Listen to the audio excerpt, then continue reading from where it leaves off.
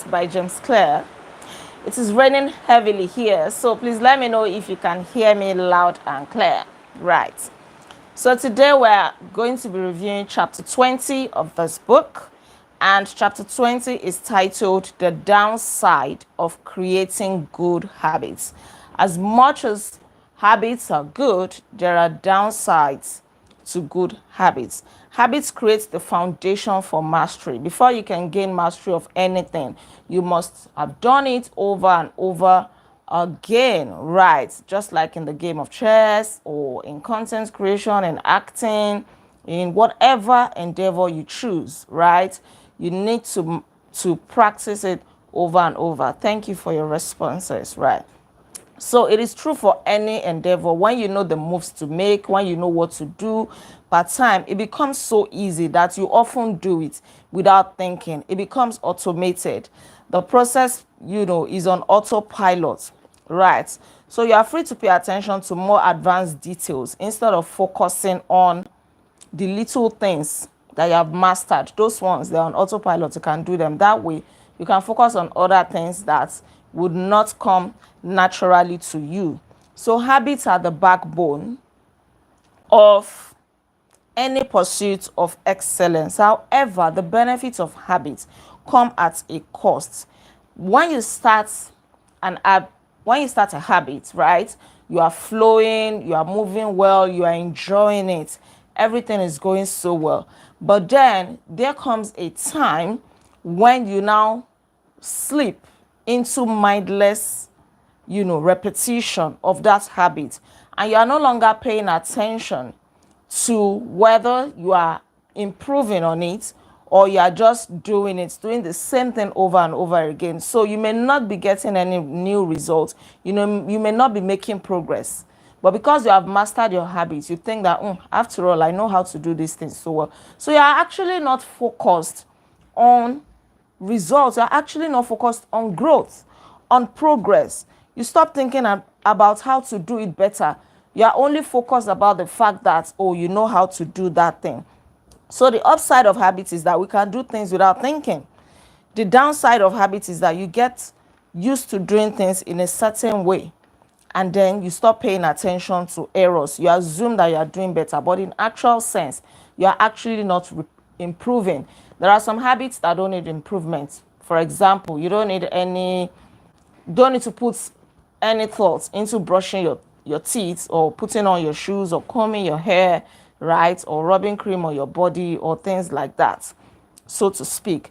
But there are some things that will need you to be thoughtful, right? If you want to maximize your potential and experience or achieve elite levels of performance, you need a more nuanced approach when it comes to some habits. You cannot just be repeating things blindly and expect to get remarkable results. So habits plus deliberate practice equals mastery. Habits plus deliberate practice, not just mindlessly repeating your habits, mindlessly attending reviews, mindlessly reading, right? Mindlessly writing whatever it is you write, or mindlessly praying just because it's, I've formed the habit of praying every day, I don't want to miss it, and then you just pray just a lip kind of prayer, the prayer that doesn't come from the heart, right? So to become great, certain skills do need to become automatic. For example, a basketballer needs to master the habit of dribbling, of throwing the ball and doing some things. A surgeon needs to master the habit of, marking incisions on patients so that they can focus their time and energy on the harder parts of surgery, and so on. So mastery is the process of narrowing your focus to a tiny element of success. Each habit unlocks the next level of performance. It is an endless cycle, right? So even though habits are powerful, what you need is a way to remain conscious of your performance over time. You have to remain conscious so that you can continue to refine and improve. Otherwise, you just see that you're doing this thing every day. You've been doing it for the past 10 years. But is there any improvement? Are you actually growing? Are you doing things in a better way? Don't slip into the trap of complacency or mediocrity. Don't be so cool with the fact that, oh, I've mastered this thing, I know how to do it. But at what level are you doing it? What is the level of value that you get or that other people get from that your habit, right? What is the improvement? So how to review your habits and make adjustments. Sometimes we're so comfortable that, oh, I've learned how to do this thing, but you actually remain at the same level throughout the year or for so many years. And a good example here is the Los Angeles Lakers in 1986. You know, they were known to be like the best team, the best basketball team. People would praise them and all of that, that, oh, you are the best in the history of basketball and blah, blah, blah, blah, blah. Surprisingly, they stumbled in the 1986 playoffs, right? After the season, they stumbled. They suffered a season-ending defeat in the Western Conference Finals, and they did not even play for the NBA championship. And their head coach, Pat Riley, was so disappointed. She was shocked. I don't know if it's a he or she, sorry. Right? After the blow, Riley was tired of hearing about how much talent his players had and about how much promise his team held. He didn't just want to be hearing all the good promises and everything. And then when it comes to performance, they are not making it. So he decided to improve on their habits. He decided to make them practice. He created a plan called Career Best Efforts Program, or CBE. And he put some measures in place to make sure that the basketball players were actually doing so well. And apart from that, he also improved, she also improved their outputs by at least 1% over the course of the season. If they succeeded, it would be a CBE or career best effort, right? And before she knew it, they moved from falling and stumbling to recording remarkable results just by 1% improvement, like we learned earlier in the book in chapter 1. The same thing that the British cycling team did. Just improve your efforts by 1%. See, greatness is does not have to be so dramatic. It is not about the big wins. It is not about you. It is not only when you record something remarkable. The little efforts that you put in every day, the little conscious efforts, right? Intentional efforts, intentional choices that you make will go a long way. Then they went to winning matches, winning the championship, being named the best team. Everything they desired, they were able to achieve. Not only in sports, there are so many sportsmen, athletes, who also did this. One of them is Eliud Kipchoge, right?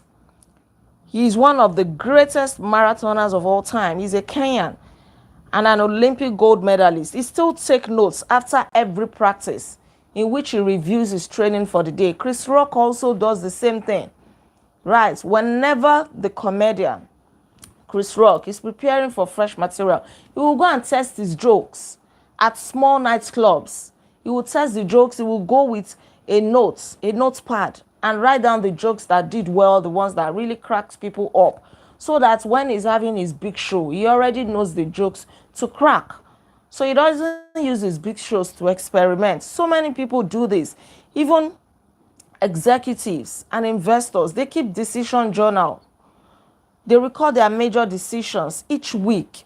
So you have to keep track of your habits. Don't just say, oh, I know how to do this thing, and then you're just doing it aimlessly. Improvement is not just about learning habits. It's also about fine-tuning them. Keep practicing. You don't want your habits to become ineffective, right? James Clear also does the same thing. He said he conducts an integrity report. Like everyone, he makes a lot of mistakes, but his integrity report helps him to realize where he goes wrong and motivates him to get back on course. He would often ask himself yearly, he would ask himself 3 questions. He would say, what are the core values that drive my life and work? How am I living and working with integrity right now? How can I set a higher standard in the future? You can also ask yourself, what went well this year? What didn't go well this year? What did I learn? We have to keep track of our progress. Otherwise, we will not know what we are doing right or wrong. So one thing you can also do is to reflect. Reflection can bring a sense of perspective. So you review your progress, you review your habits, and then you reflect on them. Sometimes you are focusing on the little things that you are not getting right, but you have to focus on the bigger picture. Don't focus on the minute things. It is when they compound that you'll be able to see that, actually, there has been a change in your life, right? So how do you break the belief that holds you back? Even though you want to form good habits, there are some beliefs that will hold you back. Sometimes when we form a habit, it becomes our identity. We become so attached to it. We are known for that one thing. But there is a danger in that. If you latch on to that identity, just the belief can hold you back. What if the identity has to give way? Let me give you a very good example. Probably an actor, somebody who is known to be an actor, and all his life the person claims to be, oh, I'm a great actor, I am an actor. Everything he has built his life around is acting.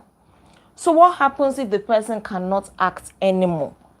This person is very good at acting, he's talented and all of that. He has built the habit. He's on autopilot. Everything works so well. He's a guru when it comes to acting. But for some reason, maybe an accident happens and he cannot act anymore. So he finds it difficult to do away with that identity. So he doesn't want to get into another kind of business. He doesn't want to try something new because all his life, people have known him to be a great actor. And so the person finds it difficult to come out of the shell of that identity that, how would it sound? I've always been an actor. Now I'm into real estate. Or now I have to be selling, online products. Something like that. Right. So don't give yourself the identity of, oh, I have arrived. This is what I am known for. It can bring an element of pride. And it will also not allow you to see your weak spots, right? You begin to see yourself as the almighty in that particular field. So the more sacred an idea is to us, that is, the more deeply it is tied to our identity, the more strongly we will defend it against criticism. If you're a school teacher, you've been a school teacher for 30 years, you are used to your lesson plan, your method of teaching. If somebody points out something to you, you will not want to admit it. You'll be like, no, this is how I've been doing it for 30 years and it's been working for me. You are holding on so much to that. Or maybe a surgeon who wouldn't listen to his junior colleagues, who still wants to be using old ways of doing surgery in this 21st century, right? Or somebody who used to be a successful musician, but now they are not moving with the times. It becomes so hard for them to grow. So be open-minded, be flexible. Don't build your entire life or habit around a particular identity. No. One solution is to avoid making any single aspect of your identity an overwhelming portion of who you are. Right. Keep your identity small, just like Graham advised. The more you let a single belief define you, the less capable you are of adapting when life challenges you. Life can happen. So this is when good habits can actually work against somebody. You have built the habit of being a writer, and then, God forbid, you have an accident. You cannot write anymore. What happens? What else can you do? Now you are ashamed. You feel embarrassed to tell people that, oh, I'm now an affiliate marketer. I cannot write anymore. Or I'm now a school teacher. Things like that. Right. Just like the author, if you remember his story that we read at the beginning, he had a terrible accident. Even though he was an athlete, he has built his identity around baseball. When he had the accident and he could no longer play baseball, what happened? He quickly switched to something else. Right, he struggled. It didn't even quickly, sorry. He struggled to find himself. Right, but thankfully, he was able to switch. Thankfully. So don't build your identity around, oh, for example, I'm a great soldier. What happens if you cannot continue to be a great soldier if something happens? Or I'm the CEO, I'm the founder. What happens if you have to sell the company? Right? What happens if the government forcefully takes over the company? So the key to mitigating these losses is to redefine yourself. Instead of saying I'm an athlete, you can say, oh, I'm the type of person who is mentally tough and loves a physical challenge. Instead of saying I'm a great soldier, you can say, I'm the type of person who is disciplined, reliable, and great on a team. Instead of saying I'm the CEO, you can say I'm the type of person who builds and creates things. Or I love to lead. Or I love to, direct affairs. I love to organize. I love to coordinate. I love to lead people. Right. Just be flexible. Be very, very flexible. Don't be rigid when it comes to your habits or your identity. What if life happens and it has to give way? There is a poem here. You can go and read it if you have the book.